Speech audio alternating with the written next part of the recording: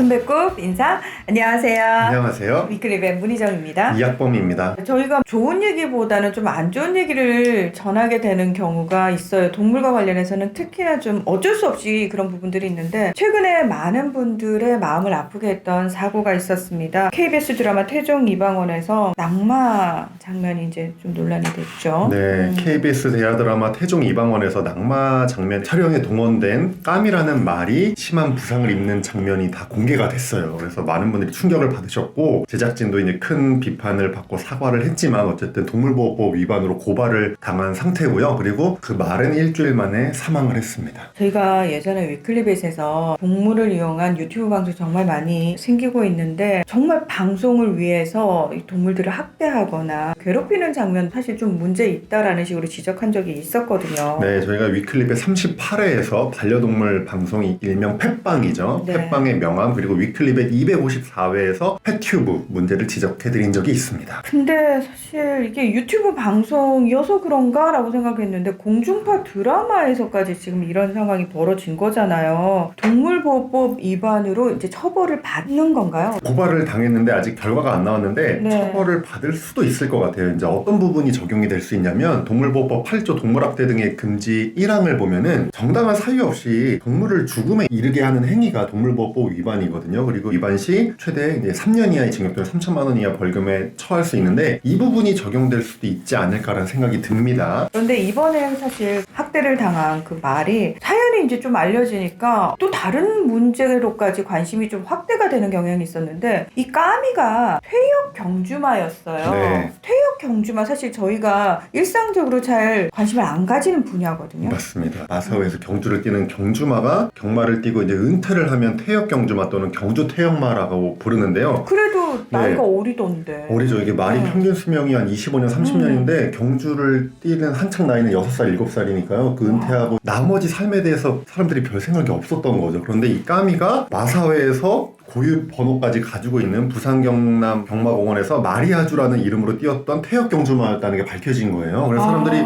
아니 퇴역 경주마들이 그러면 어떤 삶을 살아가고 있어라고 이제 난리가 난 건데, 2010년 이후에 이런 퇴역한 경주마가 우리나라에서만 17,300두가 됩니다. 그러니까 생각보다 엄청나게 많죠. 우리나라에 정말 그렇게 말이 많은 나라였나요? 네, 그러니까요. 지금 네. 너무 충격적인데? 그러시죠. 네. 이 퇴역 경주마들 너무 짧게 쓰임을 네. 당하고 경주마를 뛰었던 시간보다 더 많은 시간들, 그 남은 시간들을 어떻게 보내고 있나요?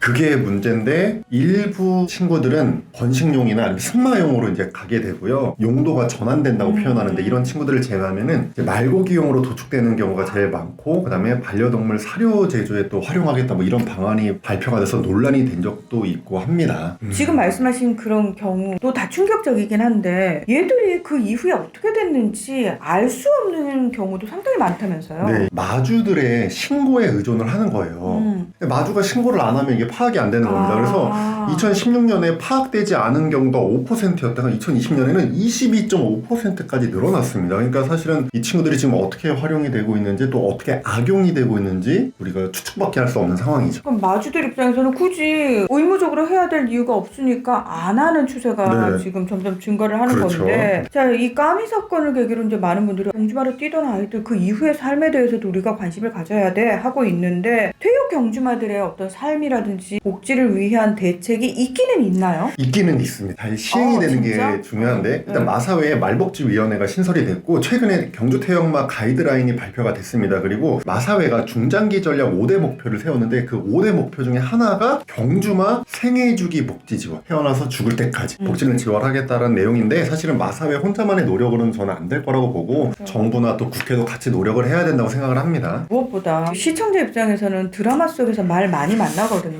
이렇게 실질적으로 말을 활용해서 드라마를 찍는 뭐 방송국 측이라든지 뭐 이런 쪽에서는 또 어떤 노력들을 하고 있는지. 일단 문제가 된 KBS는 거듭해서 사과 입장을 발표를 했고, 동물 출연 관련 방송 제작 가이드라인을 업그레이드해서 발표를 했습니다. 그래서 CG 같은 걸 앞으로 많이 활용하겠다 이런 얘기를 발표했고요. 정부도 동물이 출연하는 영상 미디어, 출연하는 동물에 대한 보호 복지 제고 대책을 마련하겠다고 발표했고요. 그 중에 하나로 이제 가이드라인을 또 마련하겠다라고 발표를 했습니다. 근데 그 가이드라인이라는 거요. 저 옛날에 위클립에서 우리 이 네. 얘기하면서 가이드라인 있다고 했어요. 네, 이미 해외에도 가이드라인이 많고 네. 우리나라 동물보호단체가 발표한 가이드라인도 있습니다. 그래서 동물권행동 카라에서 이미 동물 촬영 가이드라인을 제작해서 여기저기 뿌렸어요. 검색하면 다 나오는데 이번에 또 만든다고 하니까 황당할 따름이죠, 사실은. 그전 걸 지켰으면 이런 일이 없었을 텐데. 저기요, 가이드라인이 없어서 지금 이런 상황이 벌어진 게 아니고 네. 그걸 안 지켜서 있는 것도 안 지키기 때문에 이런 문제가 벌어지는 거잖아요. 맞습니다. 네. 그래도 그나마 이번에는 정부가 나서서 만든다고 하니까 좀 이제 잘 지키도록 하는 게 더 중요할 것 같아요.